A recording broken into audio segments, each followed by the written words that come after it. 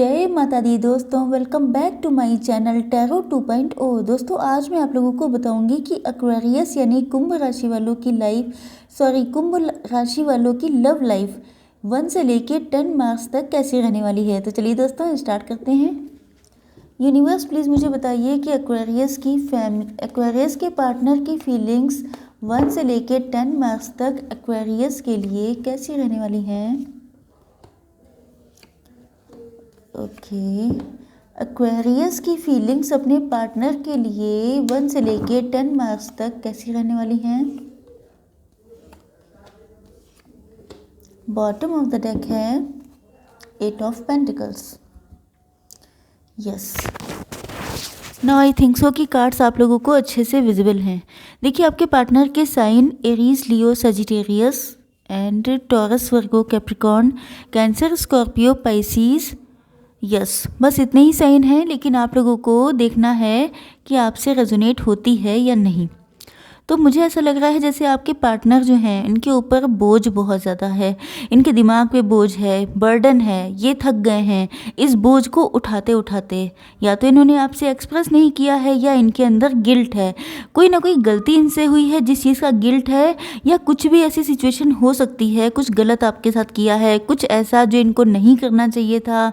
तो वो सारी चीज़ें हो सकती हैं एंड कुछ लोगों के लिए अनकन्फेस्ड फीलिंग्स हो सकती हैं।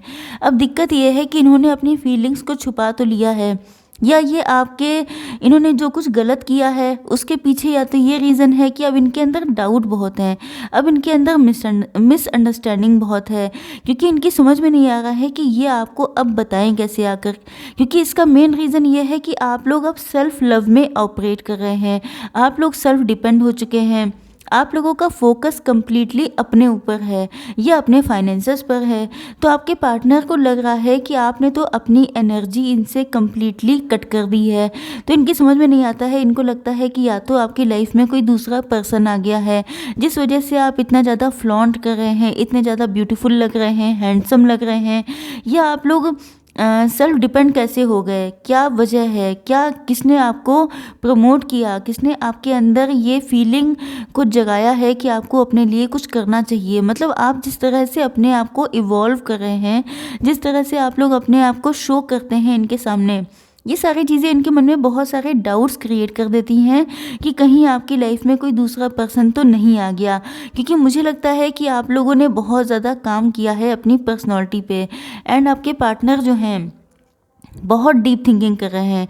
क्योंकि ये जो है सिचुएशन का बिल्कुल ऐसा लगता है जैसे पोस्टमार्टम कर लेना चाहते हैं। इनकी समझ में ये चाहते हैं बिल्कुल एग्जैक्ट, मतलब तीर निशाने पे लगे, ऐसा ये चाहते हैं। लेकिन उसके लिए इनको बहुत ज़्यादा रिसर्च करनी पड़ रही है कि आखिर क्या वजह है आपके अंदर चेंजेस आने की। एंड इनको जो है आपके पास आने के लिए बहुत ज़्यादा स्ट्रेंथ चाहिए। ऐसा लगता है जैसे ये एक ऐसे इंसान हैं जो शायद बहुत इंट्रोवर्ट हो सकते हैं, शाई हो सकते हैं, या ये भी हो सकता है कि इनके अंदर ईगो बहुत है।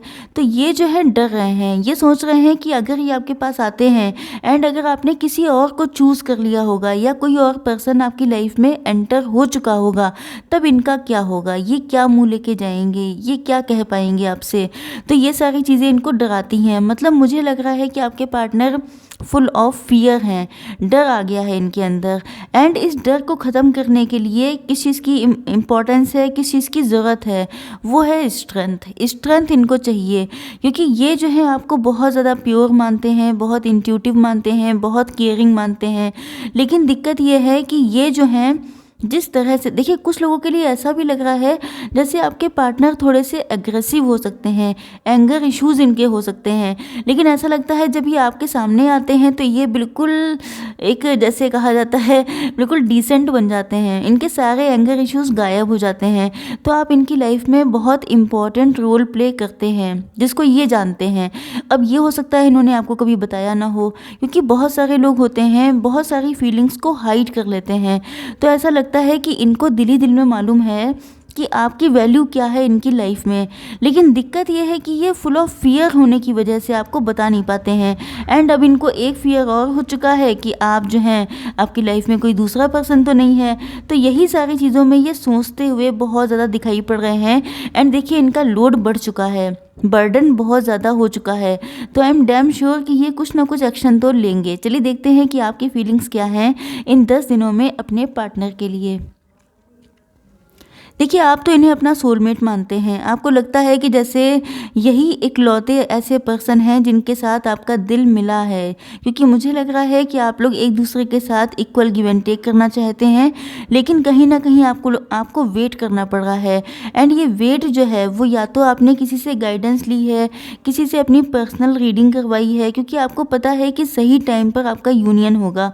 हो सकता है कि आप लोग बहुत ज़्यादा टैरो रीडिंग देखते हों, तो आपको आइडिया लग गया हो कि आप लोगों का यूनियन किसी फिक्स टाइम पर या डिवाइन इंटरवेंशन के बाद ही हो पाएगा। तो मुझे लग रहा है कि आप लोगों की लाइफ में कुछ ना कुछ फाइनेंशियल इश्यूज हैं। यस, स्पेशली अगर आप लोग मेल हैं तो मुझे लगता है कि आप लोग अपने फाइनेंसेस को पहले फिट फाट करना चाहते हैं, उसके बाद ही आप अपने पार्टनर को अपनी लाइफ में लाना चाहते हैं, या ये कहा जाए कि उनके साथ कंटिन्यू करना चाहते हैं।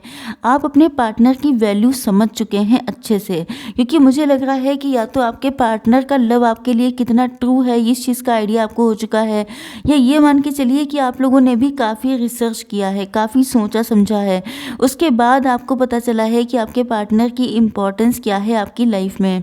तो कहीं ना कहीं ऐसा हो रहा है कि दोनों साइड में लोगों को एक दूसरे की वैल्यू का पता चल रहा है। मुझे लग रहा है कि आप लोगों को जल्दी ही कोई फाइनेंशियल अपॉर्चुनिटी मिलने वाली है, क्योंकि ऐसा लगता है कि जैसे बॉटम ऑफ द डेक में 8 ऑफ पेंटिकल्स है। इसका मतलब ये है कि आप लोग बहुत ज़्यादा हार्ड वर्किंग हैं, बहुत ज़्यादा मेहनत कर रहे हैं अपने फाइनेंसेस पर। एंड हो सकता है कि आपकी इसी हार्ड वर्किंग नेचर की वजह से आपके पास कोई ना कोई ऐसी अपॉर्चुनिटी आ सकती है जिससे आपकी फाइनेंशियल ग्रोथ होएगी, क्योंकि कुछ लोग डेफिनेटली ऐसे हैं जो अपने फाइनेंसेस की वजह से अटके हुए हैं अपने पार्टनर के पास जाने के लिए। तो आप लोगों की लाइफ में जल्दी ही वो चीज़ आने वाली है जिसका आप लोग बहुत लंबे टाइम से वेट कर रहे थे।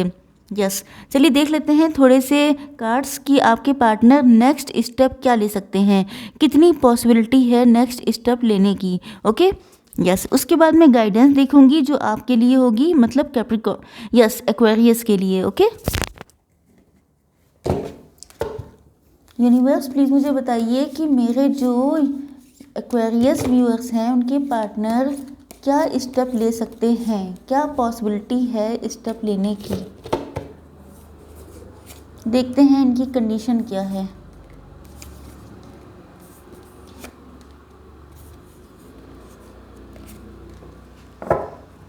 अब देखते हैं थोड़ी सी गाइडेंस मेरे व्यूअर्स के लिए, एक्वेरियस के लिए गाइडेंस क्या है।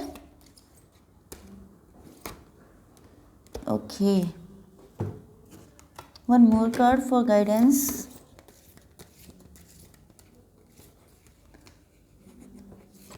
ओके यस, देखिए आपके पार्टनर की लाइफ में आया हुआ है ब्रेक थ्रू। इन 10 दिनों में मुझे लगता है कि बहुत कुछ बवाल हो सकता है कुछ लोगों। देखिए बवाल का मतलब ये नहीं होता है कि आप इन्वॉल्व होंगे, इसका मतलब ये है कि इनकी लाइफ में कुछ ऐसी सिचुएशन चल रही है, क्योंकि यहाँ पे बर्डन बहुत है। You can see this card कि इनके ऊपर लोड कितना है। जो फीलिंग्स, अगर इन्होंने कुछ गलत किया है तो गिल्ट, एंड अगर इन्होंने आपसे लव किया है लेकिन एक्सप्रेस नहीं किया है तो उन थॉट्स का बर्डन इनके ऊपर इतना बढ़ जाएगा कि एक ब्रेक थ्रू आ सकता है, एक तूफान आ सकता है जो शायद बहुत कुछ चेंज कर दे। यस, देखिए चेंज आ चुका है यहाँ पे। इसका मतलब ये है कि इस ब्रेक थ्रू आने के बाद ही चेंज होगा, बहुत सारी चीज़ें बदल जाएंगी। अलोननेस का मतलब ये है कि आपके पार्टनर बहुत अकेले हो गए हैं। इन 10 दिनों में ये एक अपने आप को बहुत अकेला कर लेंगे, क्योंकि मुझे लगता है कि इनके देखिए डिवाइन इंटरवेंशन की मुझे फीलिंग आ रही है। ऐसा लगता है कि जैसे डिवाइन चाहते हैं कि अब ये खुद भी आज़ाद हो जाए इन सारी दिक्कतों से, क्योंकि आपके पार्टनर बहुत बुरे फेज में हैं। इनका जो लोड है वो इनके लिए बहुत ज़्यादा पेनफुल हो चुका है। इसी वजह से डिवाइन कुछ ना कुछ ऐसा कर रहे हैं, यूनिवर्स कुछ ना कुछ ऐसा कर रहे हैं जिसकी वजह से ये चीज़ों को समझें। अलोननेस का कार्ड है, इसका मतलब ये है कि ये बहुत ज़्यादा अकेला रहना प्रेफर करेंगे। ये दोस्तों से, चाहे सोसाइटी से या अपनी फैमिली से अलग थलग हो जाएंगे एंड अपने आप में अकेलेपन में बहुत सारी चीज़ें सोचेंगे। Because you can see this card hermit. Yes, hermit के कार्ड से लगता है कि हर्मिट पोजीशन जो होती है वो किसी इंसान की लाइफ में तभी आती है जब वो बहुत गहराई में उतरता है, जब वो अपनी गलतियों से सीखता है। एंड सबसे पहले तो ये कि वो जानता है कि उससे गलतियां हुई क्या हैं। And you can see this card strength आ चुका है एंड यहाँ पे करेज आ चुका है। तो जब ये समझेंगे कि गलती कहाँ पर थी, एंड करेज का मतलब ये है कि ये जो है चाहे जितनी, you can see this card, just a minute, I want to clear more and more. देखिए आपके पार्टनर की कंडीशन बिल्कुल ऐसी है कि इनका लव किसी फ्लावर की तरह है, बट यहाँ पे जो कंडीशंस हैं वो बिल्कुल स्टोन की तरह हैं। सिचुएशन बहुत ज़्यादा वर्स्ट भी हो सकती है, तो आपके पार्टनर जानते हैं, बट आप देख सकते हैं कि जो फ्लावर है ये कैसे स्टोन के बीच से निकल आया है, चट्टानों के बीच से निकला है। तो आपके पार्टनर जानते हैं, इनको समझ में आएगा, ये डीप थिंकिंग करेंगे एंड इनको रियलाइज़ होगा कि अगर इनका लव ट्रू है तो सारी चीज़ों से निकल सकता है, सारी चीज़ों से निकला जा सकता है। और नरीनेस का कार्ड आ चुका है, इसका मतलब ये है कि ये जो है बहुत ही डाउन टू अर्थ होकर के आपके पास आएंगे। बिल्कुल इनका जो जितना ईगो है या जिस भी वजह से, ये वजह कोई भी हो सकती है, married, unmarried, single, separated, divorcee आप लोग हो सकते हैं, कास्ट, कल्चर, रिलीजन का डिफरेंस हो सकता है। तो ये सारी चीज़ों को समझने के बाद, डीप एनालिसिस करने के बाद, अभी तो देखिए प्रोसेस चल रहा है, ओके, तो प्रोसेस हो जाएगा। मुझे लगता है कि नेक्स्ट रीडिंग में आप लोगों के पार्टनर के आने के चांसेस बहुत ज़्यादा हाई होंगे। यस, देखते हैं आपके लिए क्या गाइडेंस है। Higher learning, you have learn from experience. देखिए आप लोगों ने बहुत सारे एक्सपीरियंस किए हैं, तो आप लोगों ने सीखा होगा। आई होप कि आप लोगों ने काफ़ी चीज़ें सीखी हैं। More inner study is now required to further progress. Yes, आप लोगों को अभी थोड़ा सा और इवॉल्व होने की ज़रूरत है, और ज़्यादा सीखना चाहिए। आपके जो एक्सपीरियंसेस आपको मिले हैं उनसे आपको और ज़्यादा जानकारी लेनी चाहिए, आपको और ज़्यादा लर्नड होना चाहिए। नेक्स्ट है यू आर रेडी।